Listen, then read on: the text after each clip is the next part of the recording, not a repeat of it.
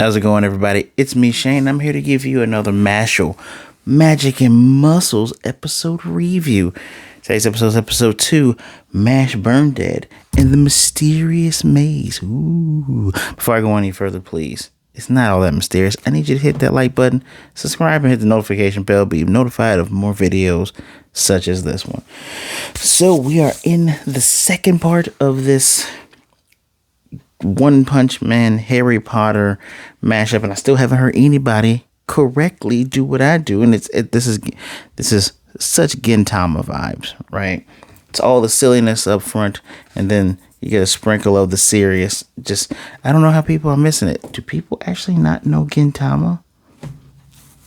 Makes you wonder. But this episode, we do get several, if I count correctly, we get 3 character introductions, as well as a teaser at some type of bully character that appears to be staring at Mash and his roommate Finn. I'll start with Finn, even though Finn comes later, right? Finn Amis, who I'm pretty sure he has a brother who's the top of the top. They're in a class together. Spoiler, Mash got in, but they're in a class together. And he's just, because of how Mash is, he's like, I gotta keep my distance from this guy. And apparently, when they get roommates, they basically roommate for their entire time there. They're paired up for the entire time. And guess who he's paired up with? A guy who took their door off. Who makes him, you get funny interactions between them. Such as, in his mind, he's outwardly polite, but in his mind he's like, this dude's crazy, I gotta stay away from him. He's like, oh, he seems pretty normal. Kevin, wait, he said Kevin, Mike, dude named his muscles. He's like, wait, how did he change clothes that fast? Where did he get the cream puffs from? But Mash openly says, I don't know a lot, so I guess I'll be depending on what, anything you don't know, ask me. And we get the answer as to what do you have to do to become a divine visionary. Can you say Spy Family? Yeah, it's somewhere along those lines. You have to get a certain amount of golden coins. Everything they do is judged. I didn't even write all the list of things. It's everything that they're going to be judged on, whether it's school, whether it's, extracurricular stuff, regular school stuff, their behavior, their actions. All of that's going to be judged. And there's 3 tiers. There's bronze, silver, and gold. But it doesn't matter what you get, because if you don't keep up academically, you can be expelled. Which Mash's always deadpan expression is so funny, because he's just like, I had a vague thought that it would be this hard. My time here is going to be rough. But even Finn is just like, hey, man, we're all going through it. We're all trying to make it together. So let's work together. And Mash is simple. Narrator San even said, Mash is simple. He's like, you're a great guy. Here's a cream puff. He takes the cream puff and decide, even not knowing where it came from. That's how the episode ends. But let's go where this episode begins. Well, we meet one of the teachers, one of the professors, Claude Lucci. First of all, if anybody knows anything about me, one of my favorite One Piece characters is Rob Lucci, but it seems like anybody named Lucci in anime is a bit of a jerk. I won't say the other word, but it's a bit of a jerk. Sorry, Rob Lucci. Need to look up what Lucci means. I thought Lucci was somewhere along light, but yeah, this guy, he's just looking at all the students. They're doing wand maintenance. They're going over grimoires. He's like, yeah, you're taking it seriously, because like narrator San says, Easton Magic Academy, they only take 3% of their entrance, and yeah, there's a lot of people there. But he spots our boy Mash literally lifting tons of weights, those Zoro weights. It's like, there couldn't be somebody there seeing that.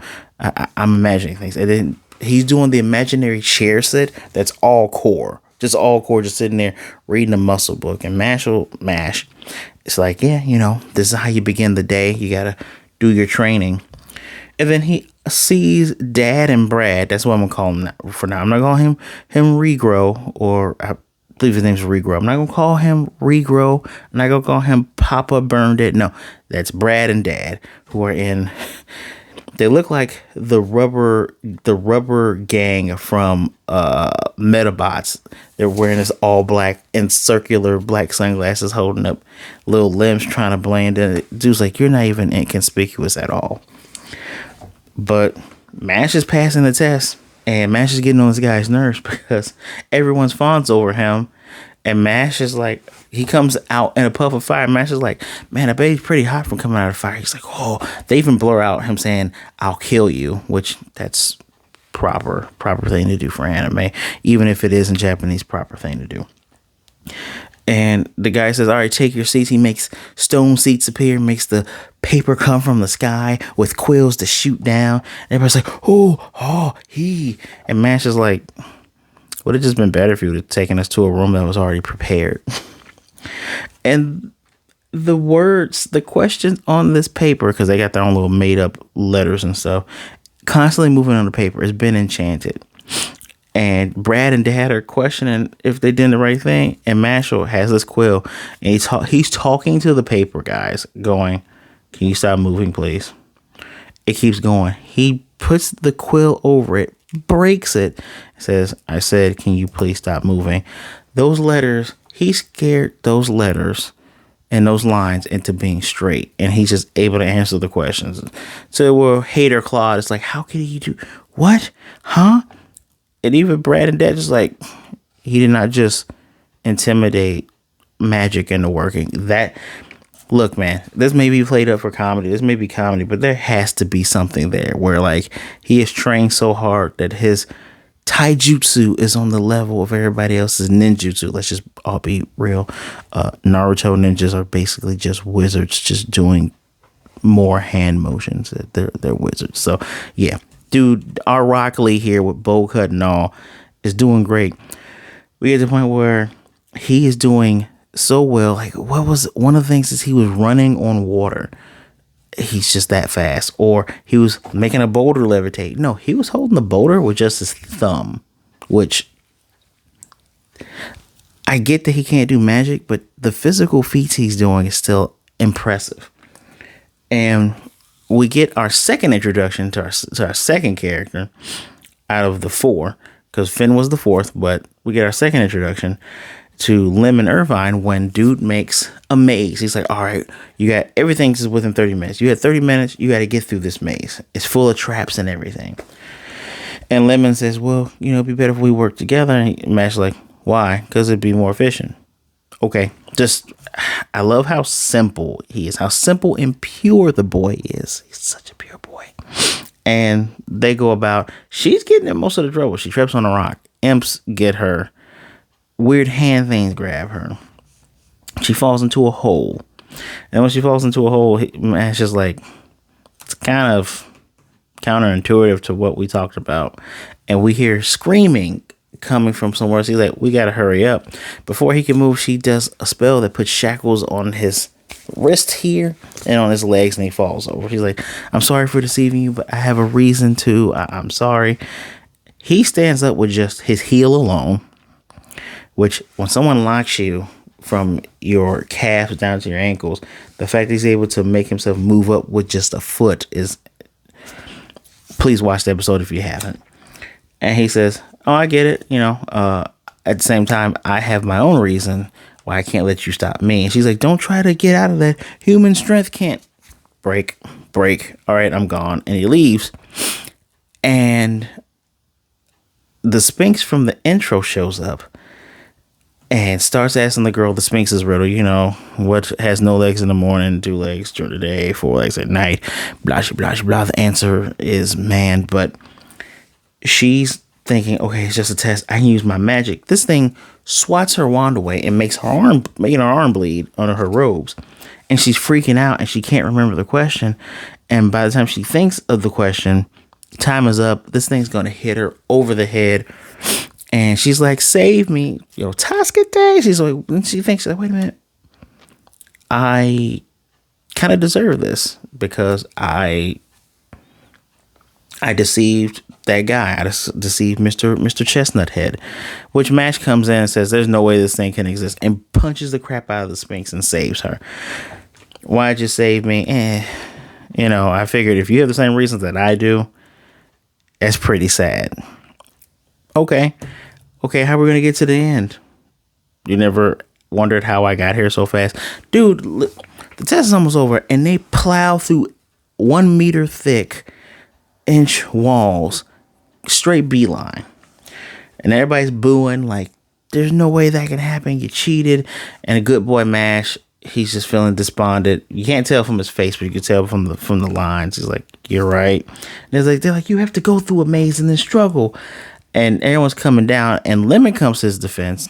And Lucci's trying to tell her shut up. But Lemon says, hey, I only did this because the teacher said he would pass me.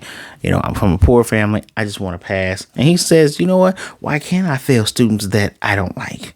You know, some pauper girl, surprised they didn't call it poor, some pauper girl and some cheeky bastard. And he's gathering up magic on, and he's like, but if you want to fight me for it, Matt just grabs his wand and breaks it. It's like, you're going too far now, Teach. And then their version of Dumbledore, called Headmaster Wahlberg, I guess he's based on the freaking Wahlbergs, which I'm automatically going to think you're evil with the last name Wahlberg. Just putting it out there, man. Just even though, no shade on the artist, this old man looked like Mash's dad. Like, I kept saying, is Mash's dad the headmaster? Is that going to be the twist in this? Because they look similar, but apparently they're not. They just draws old men the same, and they both happen to have the same type of magical scar, which they drew in a good one on Mash so it wouldn't come off. And this is where we meet this guy who says, I'm going to finish the rest of the test. I'm going to talk to you later. So scolded the teacher. But the test he puts Mash through, saying, you know, why'd you go back and save her? If that's true and you risked your time, he's like, I just figured something I have to do. But yeah, you would have been late. Mind you, he's not alone. There's a bunch of other councils there. Someone of which has had just a bunch of different people, right? And he's like, one of the thing he says that I appreciate is that even if I had considered it, it still had to be done. That is so true in life. Even if you consider the risks and things that can happen, it still has to be done, right? So let's get on with it, which is amazing. I love that. When asked what was his purpose of being there, he was like, to live peacefully with my family. And of course, all these hoity-toity wizard and witches and all these other jerks are like, that's not really an answer. Dude's like, it's an answer. Shut up. But what if you come across something or someone that's stronger than you? It's like, you're just standing there like, okay, you know what? There's always a creature that's stronger than you. I said being in my notes, but there's always a creature that's stronger than you. And he says, like, what about me? And he conjures up, hold on, y'all. I gotta pull this up. This thing is weird because how do you describe this? How do you describe a monster whose body is mostly mouths, and then there's a snake thing there? Yeah, this is not the best. I should have used the old digi book for this. There's a little snake thing there, and there's a doll there that's about to get impaled. It's weird.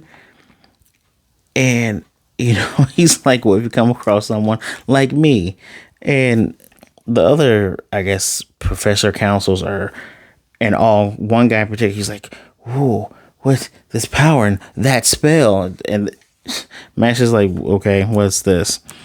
This is the ancient spell that transfers the soul of the target's most cherished person into a doll. Dad passes out, and Brad's like, what? Hey, old man, what's going on? Dad passes out. And he says, if that doll, the soul is in there, and if the doll gets stabbed with this knife, it doesn't look like a knife, it just looks like a circular arrow, but whatever. If it gets stabbed with a knife, the person's gone, soul's gone. The moment he says that, Mash punches it. Blood everywhere. Just, I told you, there are things that are stronger than you. You know, what are you going to do? You come across someone like this. What if you come across me? He cups his hands, more blood, and holds the knife from hitting the doll thing, right? And he says, okay, so this is basically a contest of endurance, right? You can't hold that spell forever, so I'm going to keep this up for as long as I can. And I love what I'm trying to remember what show this reminds me of. It might remind me a bit of old school Shaman King before the reboot.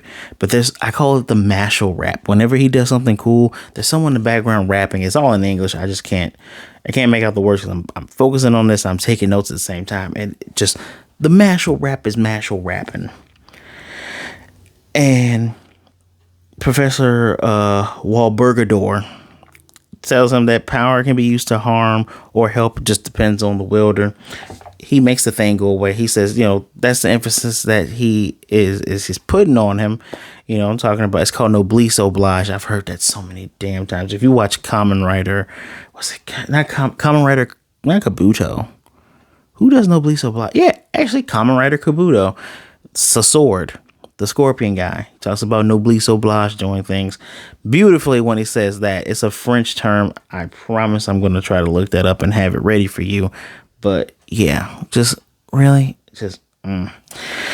But yeah, he talks about a person's capacity to do the right things. And he says, from what I witnessed of you, you seem to be a human with that capacity. He did the thing, goes away. Dad is on Brad's lap and he's like, you all right? He's like, be gentle with me. It looks like he's going through a lot. That's what Brad said. He said, he looks like you're going through a lot. And Professor Dumble Wahlberg tells him, don't worry. After the thing goes away, all these magical candles a la Harry Potter style in the Great Hall come out, light up everything. He says, apologies. I'm just testing you, right? That's all this is. And Mash goes, oh, by the way, I have an answer to your question. If I had to come across you, yeah, I would just, Headmaster, if I had to come across you and fight you, I would just pummel you. Flat out. I would pummel you. Of course, everybody's all hoity-toity, like, such insolence. Shut up. See, at first I thought he was going to go, oh, I'm just going to ask you, please don't do that. Kind of like what he did with the paper. But no, if you are going to cause harm to his father, he is going to take immediate action. I like it. But yeah, he's in. First guy in. Good job. But that rap, though, it's even in my notes, that rap, though. And of course, the moment when we meet Finn, right? One of his teachers is teaching them how to unlock locks with magic. And, do a little thing, it's a basic spell in D&D too. I think it's called knock in D&D. There's a little thing with the wand that says the words and it opens and Mash just breaks the lock. So Mash even says the weird thing, God is dead, and everybody's like, why are you saying weird stuff? I do feel bad for Mash because he has a lot ahead of him, but it looks like with a little help from his friends and Lemon, which the thing I left out about Lemon, she had in her mind that he proposed to her because she says, I don't mean it. You came back for me. I'm going to be a burden. She meant emotional burden. He goes, I can carry any burden on my shoulders. He's talking about physical burden. And she says, oh, he said he would marry me. He's like, I didn't say that. And she makes up this whole scenario. He's like, but that didn't happen. Just deadpan. That's her man now. That's her dude. So more or less, she's probably going crazy for him because, hey, this guy came back and saved me even though I betrayed him. I like that little seed. I would like to see where she goes. Now, she may be poor, but I would love to see what type of magic she uses. Pretty sure when I was doing my due diligence for this series, I came across it, but it doesn't matter. I can't wait to see it. But those are our characters. We met Claude, met Finn Ames, met Lemon Irvine, Headmaster Donnie Wahlberg. I'm sorry, Mark Wahlberg. I'm sorry, just Wahlberg. Next episode of Mashle, Magic, and Muscles is supposed to be Mash Burnedead and the Baleful Bully, which, that weird blonde guy staring at them from the window. Meh. Enjoyable episode. It's an interesting job of showing different main characters, kind of showing what Mash has in store because he's got to figure out how to navigate tests and learning and passing. And He's in a hoity-toity society that no matter how he solves a problem, if it's not the way they want him to solve it, kind of sounds familiar like our real world. When you're in school and they tell you got to do all this, they want you to show your work, even though I got to the damn solution. He's still going to be met with some adversity. So hopefully with a little help from his friends, he can get through all this. Solid episode. Nothing spectacular, but see, the art is interesting because it looks like it's very much like heavily coming from the manga, which is something that some people were complaining about. What series that we watched? Chainsaw Man. People saying it doesn't look like his unique style, which, I'm gonna be completely honest. Some of these mangas turn anime, I probably wouldn't read them if it wasn't for fanfare and if it wasn't for the animes coming up. I wouldn't. Sometimes seeing some stuff emotional looks way better, and this seem like they're copying from the pages. That freaky ancient spell thing, that was interesting. So I'm interested in seeing more magic like that. I will give this a 4 out of 5. Not horrible. I enjoyed it. We got 3 to 4 major characters. I'm assuming that Claude is going to come back. 3 to 4 major characters. Nothing crazy, but at least these characters feel different enough, right? We've all seen jerky teachers and the headmaster that's nice, but Finn is interesting because it's like, this is obviously going to be your best friend, but he's like, the love interest, we went from 0 to 10.